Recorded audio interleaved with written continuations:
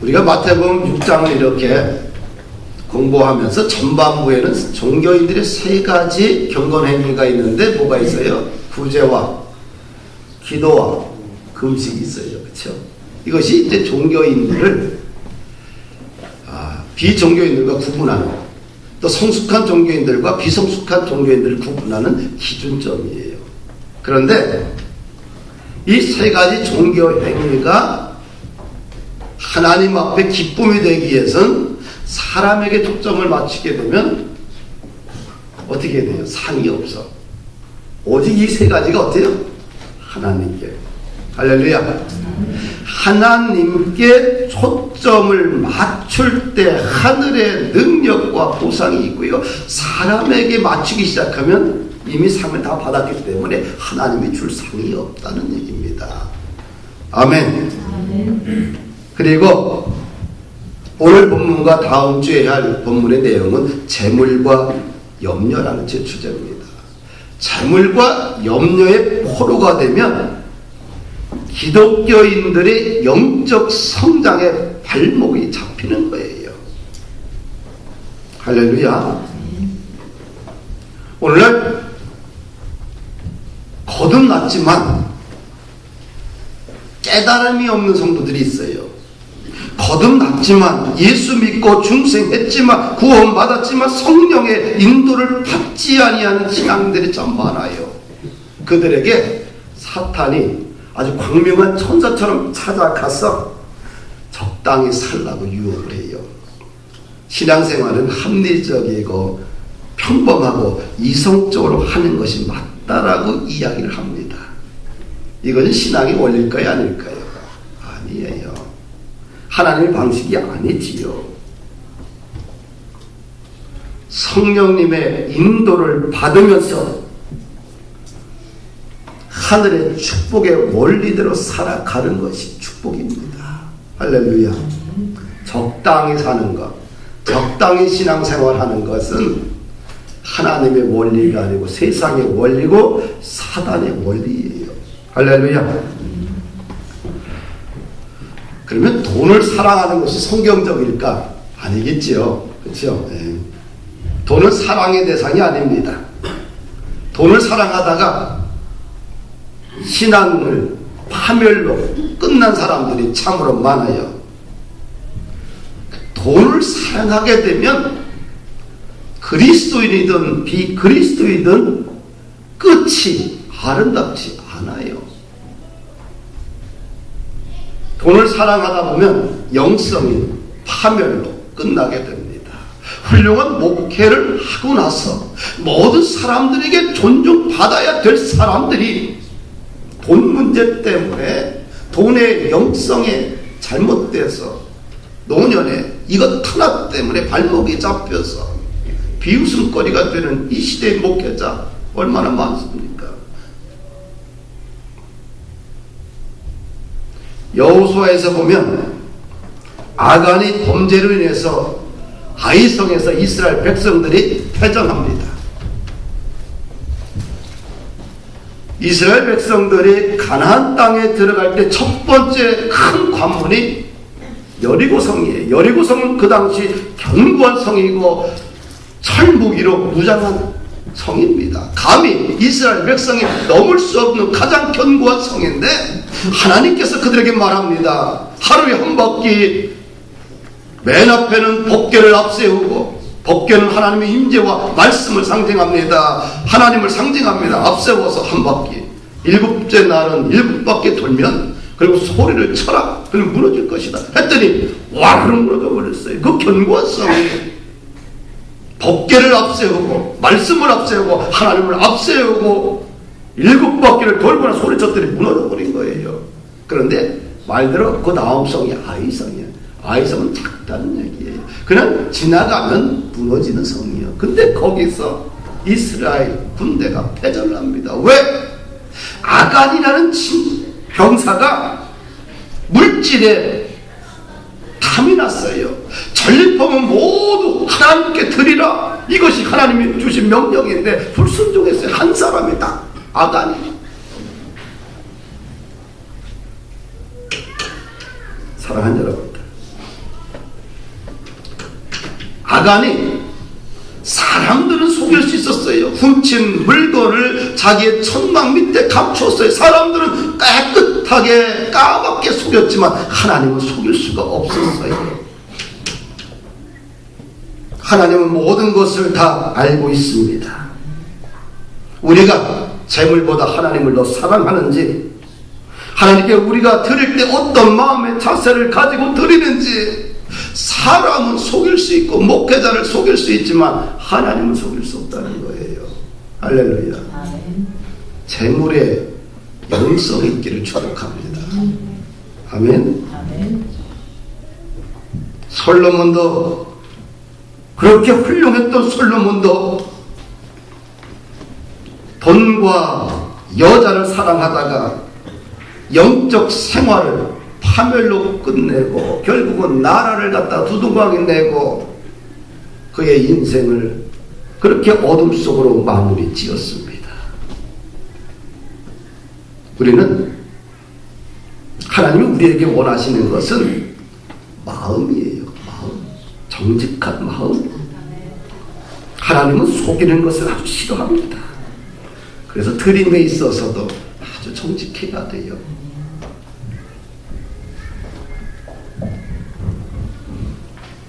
근데 이 보물을 어디다 쌓으라 그래요? 우리 19절 말씀을 보십시다. 보물을 어디다 쌓으라 그래요? 보물을, 오직 너희를 위하여 보물을 하늘에 쌓아두라. 할렐루야.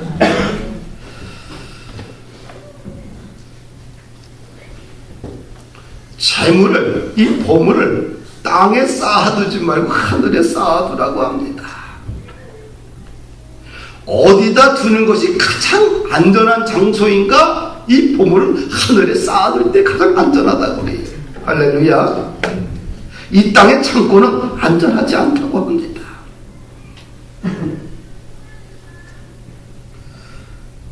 우리의 은행계좌는 이 땅이 아니라 하늘 창고입니다. 상식보다는 하나님의 말씀을 좀 믿어야 돼요. 할렐루야. 물질에 있어서 세상의 상식을 따르지 말고 믿음으로 결단하고 헌신해야 됩니다. 하늘에 보물을 쌓는 것, 이것이 축복이에요. 땅에 쌓을 때는 모든 것이 다 사라지게 됩니다. 하늘에 보물을 쌓는 방법 두 가지가 있는데, 친절한 행동과 섬김이에요. 초대교회는 항상 불쌍한 사람, 가난한 사람, 병든 사람, 근심에 쌓인 사람, 의지할 곳이 없는 사람, 아무도 돌보지 않는 사람들이 많았어요. 교회는 그들을 십자가의 사랑으로 또 용서로 품었고 그들을 철저하게 섬겼습니다. 그래서 로마의 군대들은 교회에 큰 보물이 있는 것을 착각을 했어요. 그래서 교회에 와서 협박을 합니다. 내 보물을 당장 보여줘라. 그렇게 이야기할 때 초대교회 사람들은 교회에서 돌보던 미망인과 고아와 간호를 받고 있던 환자들, 필요한 것들을 얻어가는 가난한 사람들을 가리키면서 이 사람들이 우리 교회의 보물입니다. 할렐루야. 보물을 하늘에 쌓았어요. 보물을 하늘에 쌓을 때 그것은 영원한 거예요. 이 땅에 쌓은 보물은 어떻게 돼요? 시간이 지나면 어떻게 돼요? 사라져버려. 그 보물로 인해서 어떻게 돼요? 가정에 불화가 나고 싸움이 일어나고, 그것 때문에 이기심이 생기고, 그것 때문에 살인을 하고, 그것 때문에 서로 상처를 받아요. 하늘에 보물을 쌓아야 돼요. 할렐루야. 하늘에 쌓는 방법 중에 또 하나가 뭐냐면 돈에 인격이 좀 묻어 있어야 돼요. 돈에도 돈을 사용하는 사람이 인격이 있겠죠. 그렇죠? 돈을 천하게 사용하는 사람은 어떻게 돼요? 또 있고, 돈에 또 인격을 부여하는 사람도 있어요. 이 돈을 어떤 사람이 어떻게 사용하느냐에 따라서 천해질 수도 있고 귀해질 수도 있어요. 그래서 이 돈을, 하나님이 주신 이 돈을 우리가 물질을 잘 사용해서 아주 귀하게, 거기에 우리의 인격을 담아서 써야 되는 거예요. 할렐루야. 그럴 때 이 돈이 하늘에 쌓이는 거예요. 돈이 많아도 돈을 천하게 쓰는 사람이 있어요. 하나님 주신 이 물질을 아주 귀하게 마음을 담아서 인격을 담아서 쓸 때 그 돈에 생명이 붙어있게 되는 거예요. 이것이 하늘에 쌓는 보물입니다. 주님이 한마디 더 합니다. 네 보물 있는 그곳에 네 마음도 있다. 할렐루야. 아멘. 사랑하는 여러분들,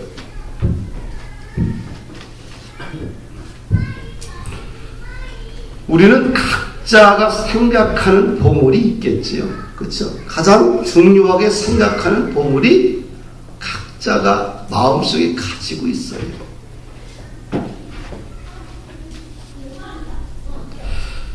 그런데 우리의 진짜 보물은 예수님이에요. 그렇죠?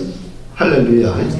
우리가 물질적인 것, 이 땅에 있는 것은 영원한 보물이 아닙니다. 우리가 정말 마음을 담을 수 있고 우리가 우리의 삶을 드릴 수 있고 가장 귀한 보물이 있는데 복음이에요. 복음의 주제는 예수님입니다. 예수님을 마음에 담고 그분을 위해 살아가고 그분을 위해 우리 인생을 드리는 것처럼 귀한 것이 없다. 그래서 우리가 하나님의 은혜로 선물로 주신 모든 우리 귀한 것들이 있는데 자녀든 일터든 재능이든 뭐든 그것을 갖다가 마음을 담아서 하나님께 사용하는 것, 이것이 축복된 인생입니다. 할렐루야. 우리 22절 23절 말씀을 한 번 더 읽어보십시다. 눈은 몸에 든 뿔이니 그러므로 내 눈이 성하면 온몸이 밝을 것이요 눈이 나쁘면 온몸이 어두울 것이니 그러므로 내게 있는 빛이 어두우면 그 어둠이 얼마나 더하겠느냐. 눈이 몸에 든 뿔이라고 합니다. 몸이 세상과 접촉할 때 뭘 통해 접촉해요? 눈을 통해서 접촉한다는 거예요. 그래서 눈이 무엇을 보느냐에 따라서 몸은 이제 움직이기 시작하지요. 그래서 우리가 어떤 눈을 가졌느냐에 따라서 그가 어떤 사람인가 어떤 인간인가를 알게 됩니다. 편견의 눈을 가졌다면 세상을 편견의 눈으로 볼 때고 자만심의 눈을 가졌다면 자만심으로 가득 찬 모습일 것이고 질투의 눈을 가졌다면 분노와 욕심의 모습으로 세상과 사람들을 볼 것입니다. 왜? 눈은 몸의 등불이라고 말합니다. 그래서 보는 눈이 건강하면 사람의 생각도 건강하고 그의 마음과 영혼도 맑아지게 되어 있어요. 할렐루야. 주님이 말씀합니다. 네 눈이 성하면 온몸이 밝을 것이다. 결국 뭡니까? 눈이 문제라는 거예요. 어떤 눈이 필요한가? 눈이 성할 때 온몸이 밝게 되는 거예요. 눈이 성하다, 이 성하다는 말은 헬라어로 하플로스인데 이 하플로스는 어떤 뜻이냐면 너그럽다는 뜻이에요. 너그럽다라고 번역하는 것이 맞습니다. 눈이 너그러울 때에 온몸이 밝게 된다는 겁니다. 너그러운 눈을 가지게 되면 보배로운 눈이에요. 모든 사람을 바라볼 때 너그러운 눈, 모든 것을 볼 때 너그러운 눈을 가지게 되면 이것처럼 보배로운 아름다운 눈이 어디 있겠습니까? 여러 금퇴 여러 곳을 쭉 다니면서 또 연결교회 본부영일 본포른교회에서 저녁 시간에는 성도들과 함께 교제하며 말씀을 나누고 가르치는 시간을 가졌어요.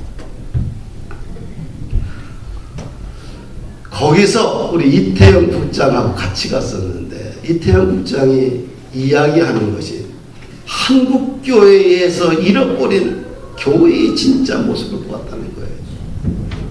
성도가 목회자를 얼마나 사랑하는지, 담임 목사가 왔다고 얼마나 준비하고 저녁에 만나기로 했는데 아침부터 와서 기다리고 있는 거예요. 어르신들이.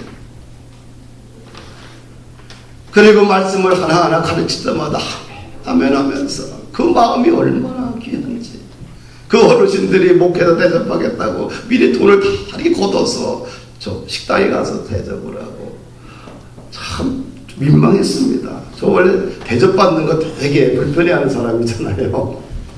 대접하면 대접받는 거 참 불편해요. 왜? 익숙하지 않아. 체질이 안 맞아요. 공짜로 받는 거. 그게 난 참 되게 불편해. 왜? 그렇게 안 살아봤어. 그런데 너무 마음을 담아서 하는데 미안하기도 하고 참 너무 마음이 귀했어요. 그래서 그분이 한국교회에서 잃어버린 교회의 진짜 모습을 보았다. 사랑하는 여러분들, 연길 본포론 교회는 이미 영적 가족 공동체가 되어 있어요. 우리 모든 성도들이 가서 이제 보게 될 겁니다. 같은 교회니까, 한 몸이니까. 눈이 너그러워야 돼요. 할렐루야. 눈이 너그러우면 모든 것이 다 좋게 보이는 거예요. 제가 요즘 마음에, 한 달 전서부터 마음에 꽂히는 단어 하나가 있는데 뭐냐면은 마음이 좀 보석 같아야 되겠다. 할렐루야. 마음이 보석 같으면 사람이 존귀해지는 거예요. 근데 마음이 선하면 사람이 선해지는 거예요. 마음이 보석 같은 것, 이것이 축복이다. 보석 같은 아내의 마음 얼마나 귀합니까? 남편의 마음이 아주 보석 같아. 그러니까 남편이 존귀해지고요. 할렐루야. 목회자의 마음이 아주 보석 같으면 성도들이 볼 때 우리 목사님 참 존귀하다, 귀하다. 내 목회자의 마음이 천해, 세상 같아, 영적이지 않아, 너무 세상적이요. 그럼 어떻게 돼? 우리 목사님 참 천하다, 이렇게 여기는 거예요. 할렐루야. 사랑하는 여러분들, 눈이 좀 성하기를 축복합니다. 눈이 성하면 몸이 밝아지는 거예요. 할렐루야. 마음이 보석 같아야 돼요. 눈이 너그러우면 모든 것이 너그러워지는 거예요. 아휴, 저 사람도 참 불쌍하고 안 됐구나. 저 사람을 보고 판단하고 질책하고 왜 저렇게 행동하고 살았냐, 이게 아니라 저 사람이 참 힘들어하는구나. 무엇인가 오늘 기분이 상해서 그런구나. 뭔가 상태가 안 좋구나. 무슨 이유가 있을까? 어때요? 그렇게 보게 되면 어떻게 돼요? 모든 사람들이 어떻게 돼? 귀해지겠지요? 할렐루야. 눈이 성하기를 축복합니다. 보는 눈이 밝아지기를 원합니다. 너그러워지기를 원합니다. 할렐루야. 또 이어서 말합니다. 눈이 나쁘면 온몸이 어두울 것이니 그러므로 내게 있는 빛이 어두우면 그 어둠이 얼마나 더하겠느냐. 뭡니까? 눈이 나쁘면 몸이 어두워지는 거고 그 어둠이 얼마나 더 많겠냐는 얘기예요. 보는 눈이 나쁘면 세상이 다 어둠에 차 있는 거예요. 할렐루야. 나쁘다는 말은 헬라어로 푸네로스인데 이 말은 인색한, 아까워하는 이런 뜻입니다. 보는 눈이 다 인색하고 아까워 어떻게 돼요? 세상이 다 어둡게 보이는 거예요. 욕심 많은 눈과 아까워하는 눈을 가지고 있으면 모든 관계가 깨어지고 부서집니다. 자기 자신에게 평화가 없어요. 이 보는 눈이 다 인색하고 아까워하게 되면 어떻게 돼요? 어떻게 됩니까? 자기 자신의 평화가 깨어지고 부서집니다. 남의 성공이나 잘 되는 것을 축하해주지 못하고 시기와 질투를 하게 됩니다. 다른 사람이 궁핍하거나 어려움을 당할 때 자기 마음을 닫아버리는 가련한 존재가 됩니다. 참 마음이 좁지요. 마음에 미움과 원한이 강아지처럼 자라서 행복을 빼앗아 버립니다. 눈이 중요하다는 거예요. 할렐루야. 욕심 많은 눈, 아까워하는 눈, 인색하는 눈은 사람과 사람 사이에 평화가 없어집니다. 인색한 사람 옆에 있고 싶어요? 있고 싶지 않아요? 있고 싶지 않아요. 똑같아요. 수전노 옆에는 사람이 없어. 자식도 안 달라붙어. 사랑하는 부인도 아내는 싫어해. 주변에 함께할, 같이 밥을 먹으면서 행복한 대화를 할, 따뜻한 대화를 할 사람이 없는 거예요. 인색한 사람 옆에는. 할렐루야. 여러분들, 하나님이 주신 물질이 있다고 한다면 있을 때 옆 사람 밥도 사주고 차도 한잔 사주고, 또 힘들고 어려운 사람들 구제도 하고 선교도 하고 사십시오. 많이 하게 되면 많이 붙어요. 그거 이상하지. 하나는 정말이에요. 할까 말까 안 하는데, 지금 중국에서 온주 지역이 있어요. 온주는 온주 상인이 중국 전체를 온주 상인이 잡고 있거든요. 근데 한국의 목사들이 온주에서 한번 설교하고 싶은 것이 비전이야, 꿈이요. 그런데 한 번도 이 중국에서 가장 큰 교회에 한국의 어떤 목사도 초청을 안 했어요. 그런데 어젯밤에 카톡으로 온주에서 중국 정부가 세운 가장 강력한, 가장 큰 교회에서 초청을 받았어요. 최초 한국 목사 최초로.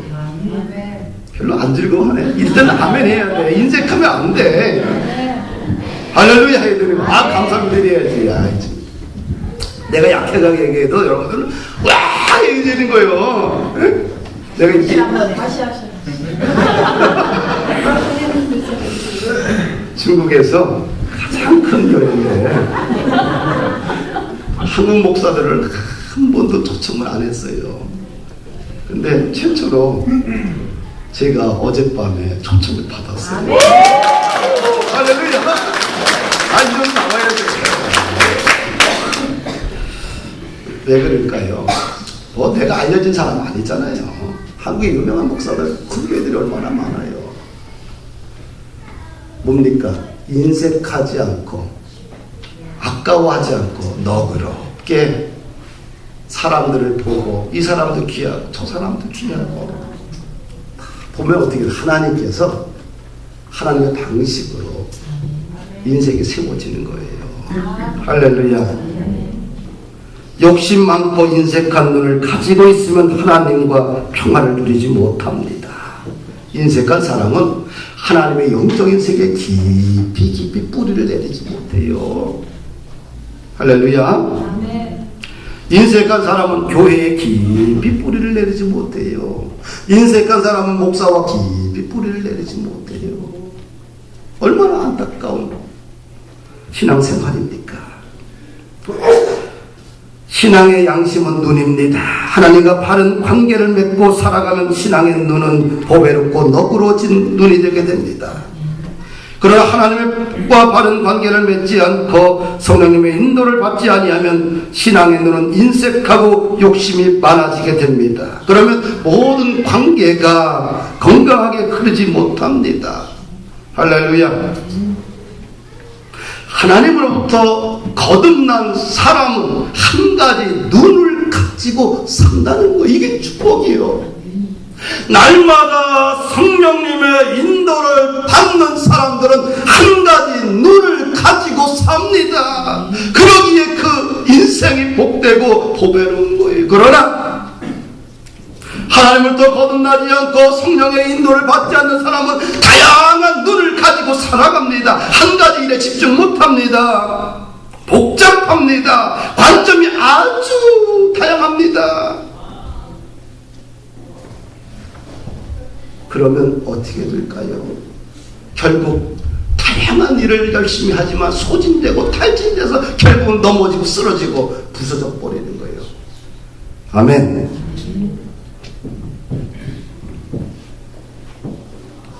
신앙에는 경계선이 있어요.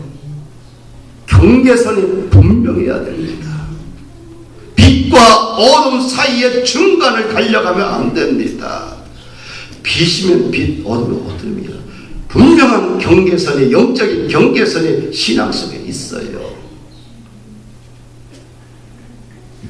믿음의 고백이 살아있고 성령님과 동행하고 거듭난 신앙인들은 항상 빛 가운데 걸어갑니다. 복잡하지 않아요. 주님이 원하실 때 담대하게 결정을 내는데 아주 순식간에 결정을 내립니다. 단순합니다. 그러나 신앙의 눈이 다양한 사람들이 있어요. 복잡한 사람이 있습니다. 계산을 하느냐고 부추저주한 사람이 많습니다. 그런 사람들의 인생은 아주 복잡하고 행복하지 않습니다. 경계선이 모호한 것이 지혜가 아닙니다. 이것은 타락입니다. 어둠과 빛의 경계선이 정확해야 됩니다. 도로를 보면 차가 차선이 있어요. 차선에는 중앙선이 있고 또 차와 차 간격에 또 선이 그어져 있어요. 그 선이 흐려지게 되면 어떻게 돼요? 사고가 날 수밖에 없지요. 차선이 분명하게 되면 그 자기 차선으로 가게 되면 아무리 많은 차들이 속도를 내도 사고 나지 않아요. 할렐루야.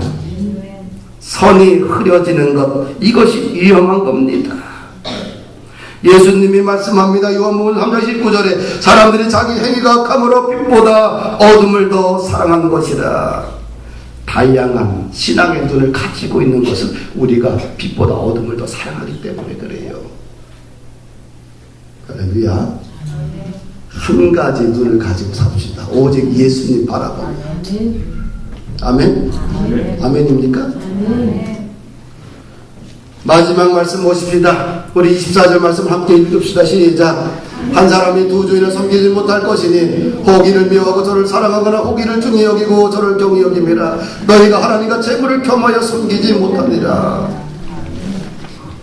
한 사람이 두 주인을 섬기지 못한다는 거예요. 한 주인만 섬겨라. 이것이 예수님이 우리들에게 가르쳐준 분명한 한계입니다. 한 주인을 선택을 해야 돼요.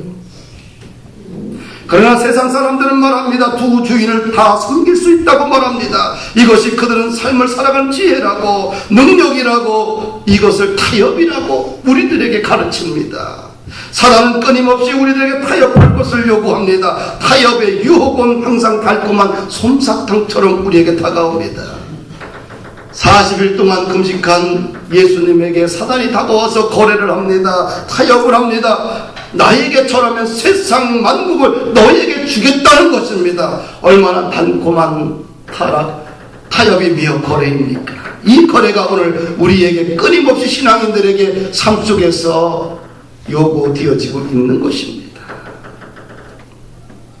두 주인을 섬기는 것은 타락입니다. 두 주인을 섬기는 것은 뭔가 이익이 될 것 같지만 끝에 가면 결국은 다 부서지고 무너집니다.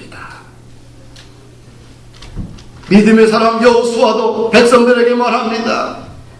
나와 내 집은 오직 여호와만을 섬기겠노라. 분명한 결단을 합니다. 한 주인만 섬기겠다는 것입니다.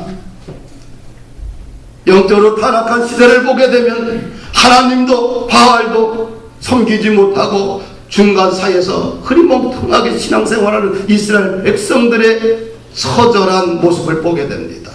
그래서 엘리야가 이야기합니다. 바알을 사마리 하나님이면 바알을 섬기고 하나님을 섬겨라. 둘 중에 하나를 선택하라 요구할 때에 이스라엘 백성들은 머뭇머뭇거리며 하나님도 바알도 선택하지 않는 것을 보게 돼요. 할렐루야. 하나님 아버지, 오늘 우리들에게 하나님 아버지께서 우리들에게 한 주인만 선택하라는 이 메시지에 여러분들이 아멘으로 화답해야 됩니다.